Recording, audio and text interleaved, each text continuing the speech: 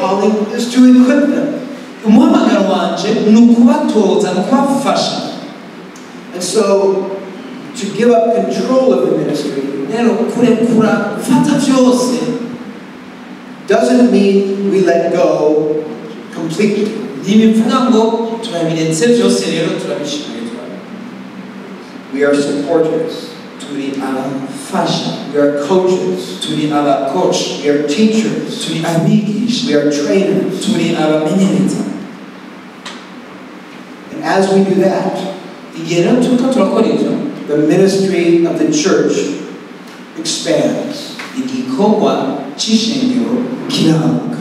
Ku magenekerezo ya 11 na 12 z'ukwezi kwa Nyakanga 2019 mu nyubako z'ishengero rya Christian Life Ministry CLM no hatunganijwe inyigisho zari zigenewe abakozi b'Imana bo mu mashengero atandukanye harimo n'abarongozi b'amashengero mu gisigara ca Bujumbura. Inyigisho zatunganijwe zikongera zigatangwa n'abigisha bava mu gihugu ca Leta Zunze Ubumwe za Amerika mw'ishengero rya Crossroads muri California. Izo nyigisho zikaba zifise icivugo ni gute twokubaka ishengero rifise amagara meza. Zikaba zateguwe n'umukozi w'Imana Pastor Rick Warren. Bamwe mu bakozi b'Imana bitabiriye izo nyigisho baratuyagira akamaro n'inyungu bazikuyemo. Pastor Oled aseruka imbere y'amategeko ishengero CLM arasigura akamaro k'izo nyigisho mw'ishengero no mu kibano muri rusange. Akamaro rero izi nyigisho zigiye kugirira ishengero ry'u Burundi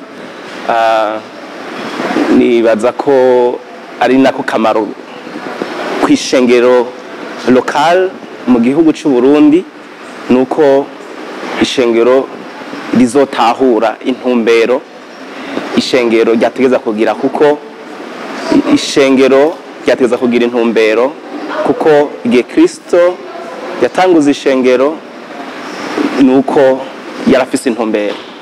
Rero kimwe mu bintu bikomeye turiko turiga muri zino nyigisho no gutahura intumbero y'iryo shengero, iyo nayo bavuga ngo tuyisanga mu vyanditswe vya Bibiliya, cyane cyane dufatiye ku vyanditswe bibiri aho Yesu abwira ishengero canke abigishwa biwe ko benshi tuvyita ngo the Great Commission na Great Commandment, ibwirizwa rikuru n'icagezo gikuru.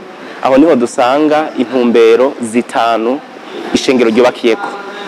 Rero ni muri izi nyigisho turiko turiga izo ntumbero zitanu ishengero ryose rikwiye kubakirako. Pastor Patrick ari mu mugwi ujeje gutegura izo nyigisho arasigura inyungu zazo ku ishengero.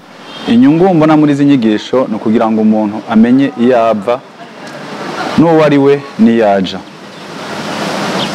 Abenshi turabizi ko umuntu akijwe avuga ngo ndavutse ubwa kabiri, ariko turabizi ko mu miryango y'umwana avutse aravuka akaronka abamurera agakura agasohoka akamenca kwiye gukora. Izi nyigisho rero zifasha umuntu iyo amaze kuvuka ubwa kabiri, Imana yamuremye imufitiye intumbero, kandi hari ivyo Imana yashize muri we akwiye gushitsa bikabera umugisha ishengero ryiwe, bikabera umugisha umuryango we, bikabera umugisha igihugu ciwe n'isi yose.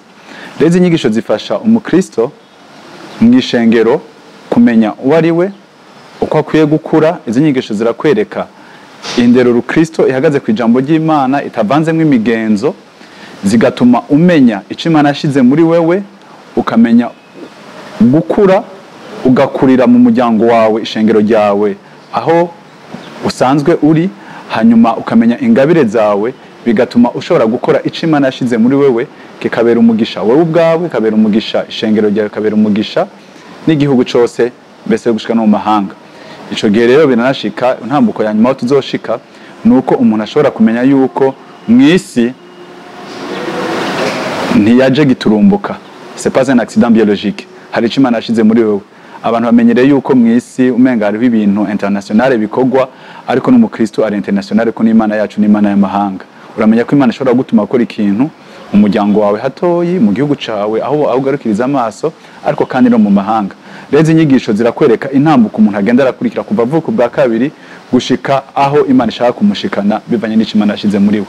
Birafasha cyane rero gose kugira ngo umukristo ntagume azemagirika canke yibaza ko umukristo ari gusenga ku munsi w'Imana gusakaza mu ngoro y'Imana, agakora ibyo akwiye gukora, namba ari kuririmba, gukora ico pastori yavuze oya hari ico Imana ishobora kukubwira ukamenya ko hari ico Imana yakoze mu buzima bwawe iteza gutanga ku bandi kuko nous sommes sauvés pour servir twakijwe kugira ngo dukire ico dukoze kuko iyo abatwitangiye imbere banuma twe ntituba twarashikiriwe ibyo rero biratuma umuntu wese agira amenya uwo ari we akamenya n'icyo akwiye gukora. Pastor Marc Kagisye ari mu bakurikiranye izo nyigisho arongoye ishengero Life Center Nyakabiga aratubarira inyungu z'izo nyigisho n'ico bazitezeko. Igihe ca mbere twazimenya haraheze imyaka itari mikeya ariko kimwe mu bintu bigaragaza canke birangiza inyigisho nuko ari inyigisho zifasha gufasha abakristo tuba dusanzwe turongoye kuja mu ntambuko zitandukanye mu ntumbero yo kubabona ari abantu bakuze bagasohoka kandi bagacika abantu bashobora guhindura aho bari canke bagahindura ikibano cabo. Rero ni inyigisho zikozwe mu buryo bwiyoroheje vyoroshe gushira mu ngiro kandi vyoroshe nuko abantu babisobanukirwa hama rero bikadufasha kumenya yuko abakristo bose baje batugana tubakorera ibyo tugomba kubakorera atagihaze canke atakivuyemo. Rero kuri twege nk'abarongozi kwishengero ryacu kumbure no kuyandi mashengero ni kimwe mu bintu nibaza bizogira akamaro kanini cyane ku bakristo mu mashengero atandukanye kuko bibatwara mu ntambuko zo kumenya ubwa mbere na mbere igituma turi abakristo mu ishengero ibitugira kuba abakristo mu ishengero hama abakristo bamaze gufata icemezo cyo kuba abakristo bo mu ishengero bamenya ico basabwa kandi bakamenya natwe gico tugomba kubakorera bikabatwara mu ntambuko igira kabiri ariyo ntambuko ibafasha kumenya inyifato canke imigenzo bagomba kugira mu buzima bwabo kugira ngo bashobore kuba abakristo bakuze ntibabe gusa bari mu ishengero ariko intumbero ya kabiri ni intumbero yo kubabona bakura. Rero iyo baje guhabwa ivyo vyigishwa ivyo vyigwa vyo gukura baraheza bakinjira mu kindi cigwa kigira gatatu kibafasha gutahura mbega ni gute nk'abakristo twoba abakozi b'abandi ni gute twokorera abandi mu muryango wa Kristo twokorera abandi tuba turi kumwe mu ishengero. Ivyo rero umuntu amaze guhaguruka ba bantu bahora bicaye bakoregwa bagahaguruka ahubwo bagacika abakozi hacabaho rero intambuko ya kane iyo kumenya mbega ni kubera ikindiho ni gikimana yampamagariye ni kino koresha kugira ngo mpindure aho mbaye mpindure mu kibano mpindure umuryango wanje mpindure aho nsanzwe nkorera canke aho nsanzwe niga. Ivyo rero bikadufasha kuko bona wa mu Kristo yaje ari umuntu asanzwe aje gufasha ahubwo mu nyuma avamwo umukozi aja gufasha abandi aja guhindura hama rero ca cifuzo cuko abakristo bacika abakemura ibibazo canke inyishu mu bibazo vy'ubuzima bwa misi yose tukaba turagishitseko aho bwa bukristo bugiye mu ngiro rero mu nyifato no mu buzima bwa misi yose kuko umuntu yagiye afashwa.